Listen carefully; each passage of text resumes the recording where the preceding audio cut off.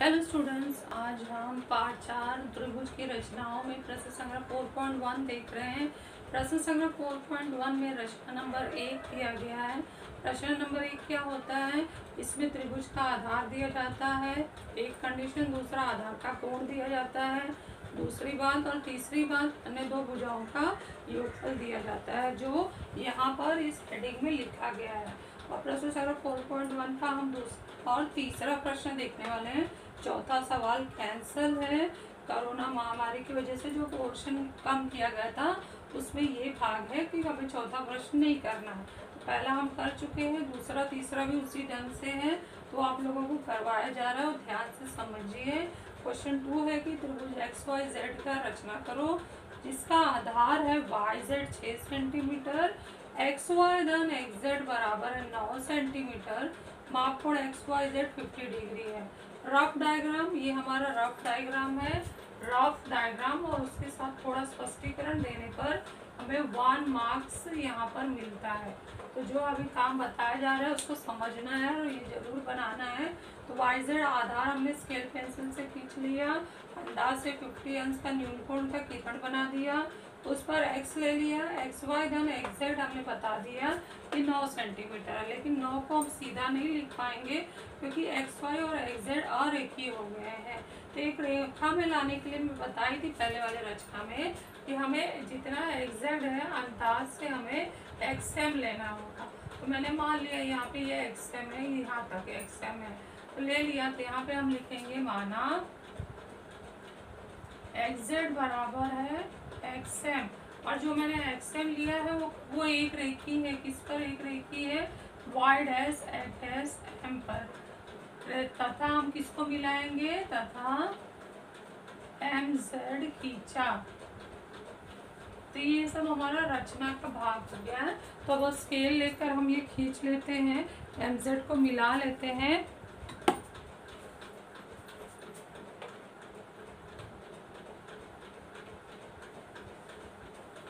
हमने मिला लिया। उसके बाद जब हम ये रचना बनाएंगे तो हम देख रहे हैं कि जो हमारा XZ है इस किरण पर पहुंच गया है, तो इसकी वजह से हमारा ये जो ये वाला समीकरण है, ये नंबर 1 पर हमने काम किया, ये नंबर 2 पर काम किया, नंबर 3 पर लिख रहे हैं, इसलिए XY धन ये चेंज होने वाला है, XZ चेंज हो जाएगा, उसकी जगह पर क्या आएगा? XM।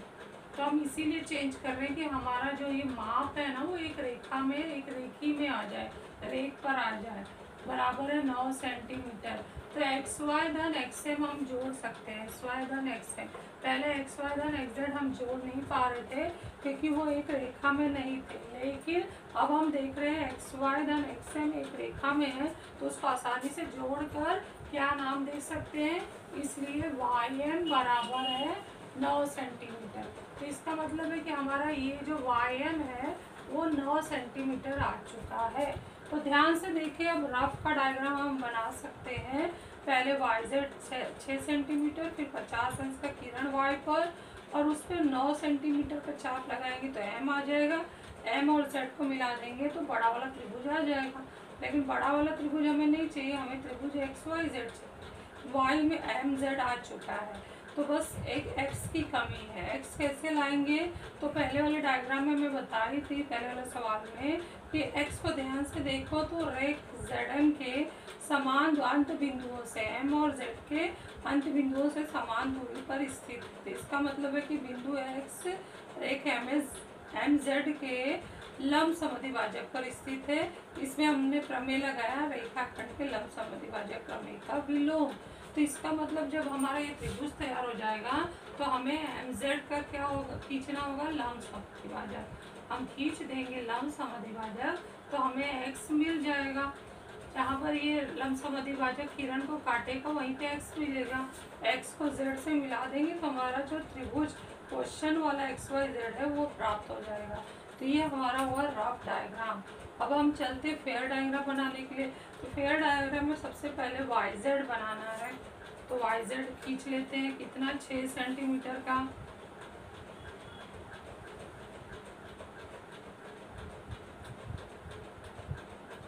नाम लिख देते हैं, माप लिख देते हैं। उसके बाद हम क्या करेंगे? चांदा उठाएंगे और 50 अंश का किरण खींचेंगे।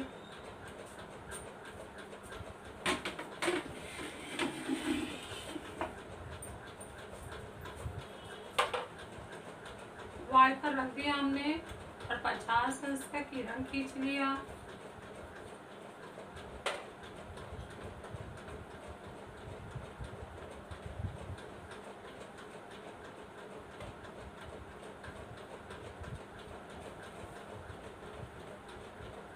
इस तरह से हमने 50 अंश का किरण खींच लिया।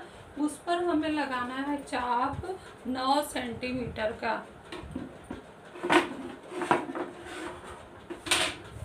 तो अब हम क्या करेंगे, गोला प्रकार से 9 सेंटीमीटर माप लेंगे और 9 सेंटीमीटर का किरण वाई पर, बिंदु वाई पर रखकर 50 अंश के किरण पर 9 सेंटीमीटर का चाप लगाएंगे। तो यहाँ पर मैंने रख लिया है।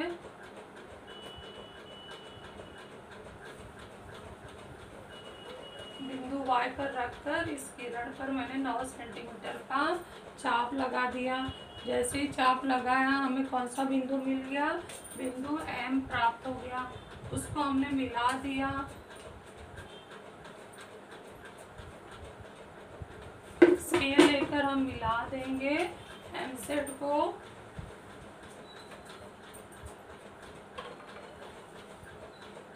MZ को मिलाते ही हमारा एक बड़ा त्रिभुज तैयार हो जाएगा।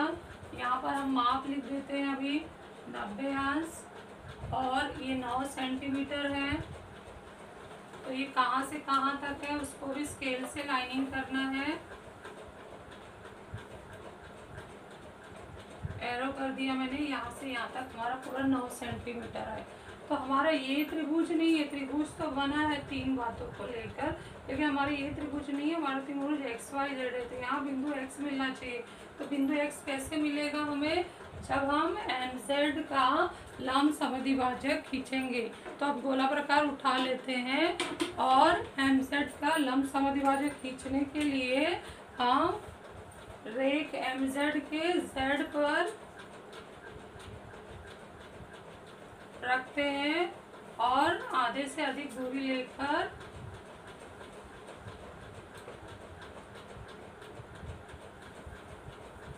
चाप लगाते हैं। एक चाप इस तरफ लगाया, एक चाप यहाँ लगा दिया। फिर यही दूरी उठाकर हमने ये बने हुए चाप को काटने की कोशिश किया।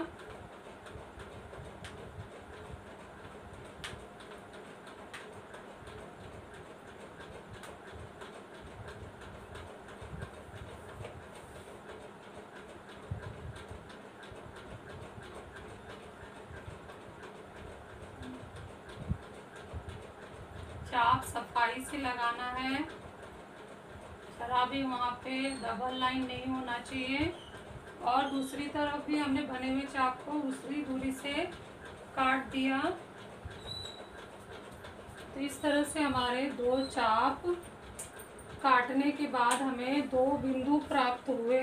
अब हम स्केल लेकर और पेंसिल लेकर उनको मिला के एक रेख खींचेंगे, खंडित रेख, जो MZ का क्या होगा, लंब समद्विभाजक होगा।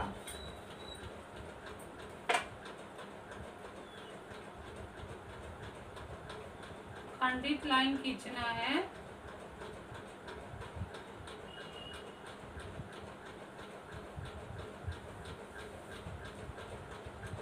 यहाँ पे जो बिंदु हमें प्राप्त हुआ है वो बिंदु हमारा क्या है, X है।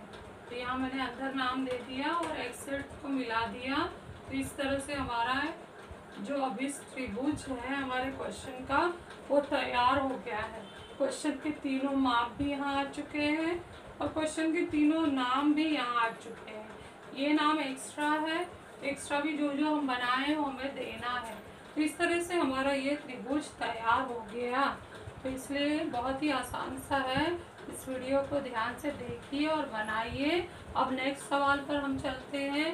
नेक्स्ट सवाल है कि त्रिभुज ABC की रचना करो जिसका आधार BC जो है 6.2 सेंटीमीटर है और मापकोण AC भी 50 डिग्री है और AB धन AC 9.8 सेंटीमीटर है। तो चलो सबसे पहले हम आधार बनाते हैं। रफ डायग्राम बनाना जरूरी है। हम जानते हैं कि हमारा रफ डायग्राम जो है वो 1 मार्क के लिए होता है। और उसके साथ स्पष्टीकरण भी होना चाहिए। जो ये स्पष्टीकरण हमने लिखा है ये पूरा मिला के 1 मार्क्स। और ये हमारा फेयर डायग्राम है जो 2 मार्क्स के लिए होता है। यहाँ पर तो यहाँ हम देखते हैं कि हमें आधार पहले खींचना है। तो आधार का नाम हमें BC दिया है, तो मोस्टली हमने BC लिखा है तो BC बनाते हैं, लेकिन यहाँ मैंने CB लिखा है। क्यों लिखा है? क्योंकि आगे चल के हमें आधार का कोड भी दिया है। तो आधार का कोड हम इस तरफ से खींचते हैं तो रचना बनाना आसान होता है। तो कोड ACB दिया, यानी बिंदु C पर 50 अंश दिया, तो इसलिए C को मैंने आगे ली और CB यहाँ पर। तो रेख का नाम बदला नहीं है, बस हमने बिंदु BC के बदले CB लिख दिया। रेख वही है, नाम भी वही है। तो इसका जो माप है 6.2 सेंटीमीटर, 50 अंश का न्यूनकोण का किरण बना दिया और उस पर बिंदु A ले लिया और AC और AB हमने बता दिया।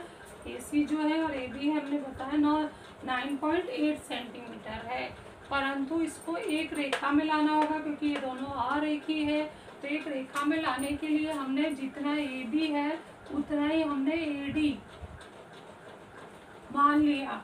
तो जो हमने माना है रचना में, इसको नंबर 1 डाल देते हैं, नंबर 2 डाल देते हैं।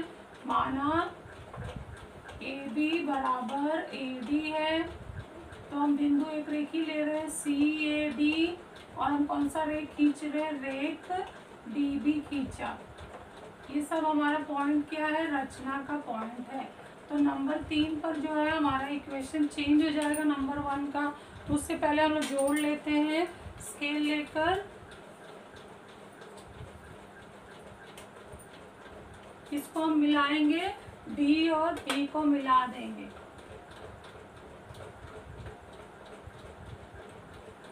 मिला दिया हमने यहाँ पर। अब उसके बाद हम इस समीकरण को चेंज कर देते हैं, इसलिए AB के बराबर है। तो सबसे पहले क्या आएगा? AC आएगा।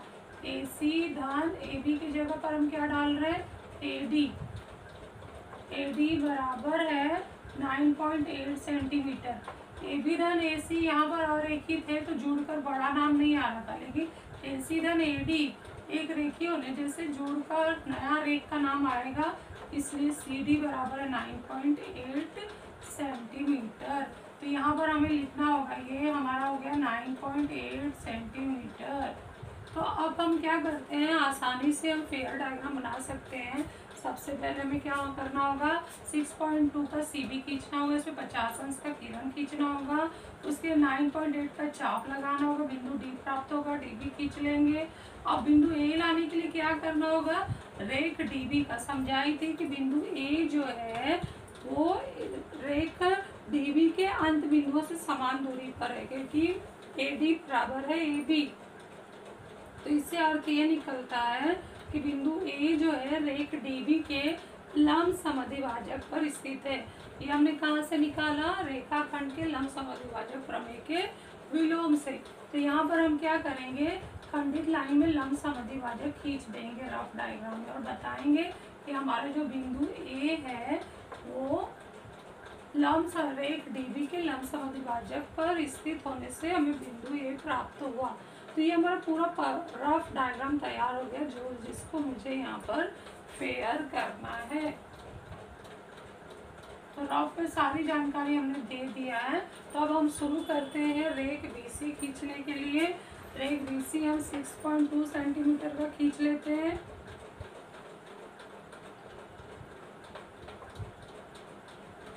उसका नाम देते हैं CB 6.2 सेंटीमीटर। अब हमें क्या करना है? चांदा रख के, चांदा किस पर रखना है? बिंदु C पर रखकर हमें 50 अंश का किरण बनाना है। 50 का निशान लगा दिया। तो स्केल लेकर हम लंबा सा किरण खींच देते हैं।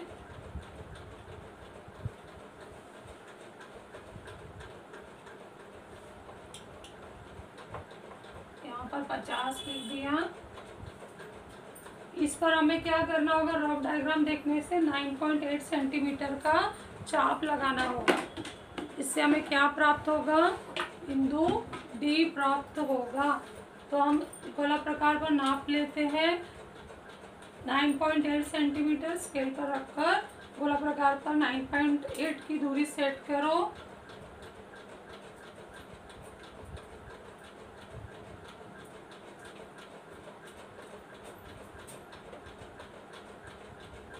ये हमने नाप लिया है 9.8 की दूरी और ये निशान लगा दिया। निशान लगाने के बाद यहाँ पर हम लिख देते हैं ये हमारा बिंदु डी है। डी प्राप्त हो गया है और डी की लंबाई भी लिख देंगे। उसके बाद हम मिला देते हैं स्केल से।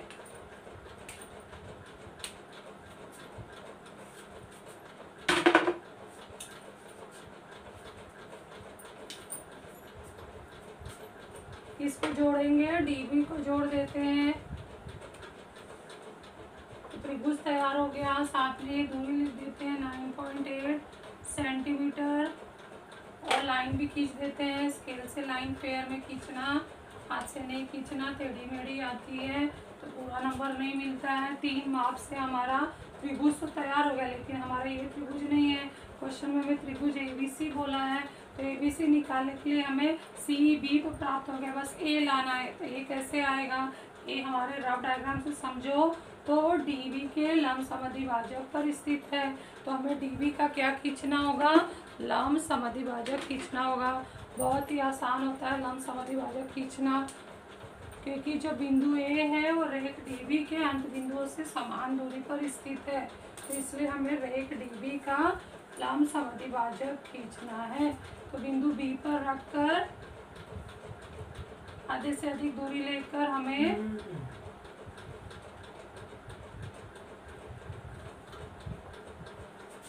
दोनों तरफ चाप लगा लेना है। फिर बिंदु डी पर रखकर उन बने हुए चाप को काटना है।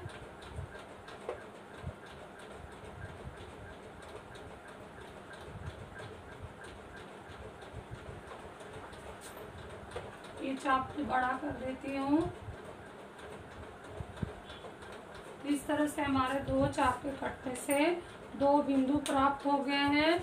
उन बिंदुओं को हमें मिलाना है जिससे एक रेखा बनेगी जो 2 जगह प्रतिच्छेदित करती जाएगी। एक तो डीबी का लंब समद्विभाजक है और दूसरे 50 अंश के किरण पर वो प्रतिच्छेदित करेगी, जहाँ पर हमारा बिंदु ए प्राप्त होगा। बिंदु ए प्राप्त करने के लिए हम ये सब कर रहे हैं। तो यहाँ प्रतिच्छेदित करना है, तो ये हमें मिल गया बिंदु ए और बी को मिला देंगे तो हमारा जो त्रिभुज क्वेश्चन वाला है वो तैयार हो जाएगा। तो इस तरह से हमारा क्वेश्चन वाला त्रिभुज ABC तैयार हो गया। हमने सारे नाम भी यहाँ लिख दिए। रेखा L है, त्रिभुज ABC है।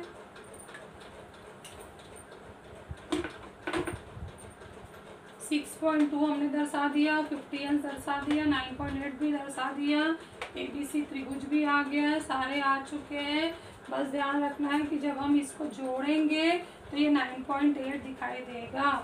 यहाँ पर भी इस सवाल में भी जब इसको जोड़ेंगे तो 9 सेंटीमीटर मिलेगा। तो ऐसे आप चेक कर सकते हो अपना डायग्राम सही बना है कि नहीं, इसको जोड़कर देख सकते हो। अगर आ गया तो आपका डायग्राम परफेक्ट सही है। तो ये आसान सा सवाल जो रचना है हमें 3 नंबर के लिए पूछते हैं। ये 1 मार्क का स्पष्टीकरण और ये हमारा 2 मार्क का डायग्राम। तो ज़रूर प्रैक्टिस करना है, एग्ज़ाम में आएगा, सफाई से बनाना है।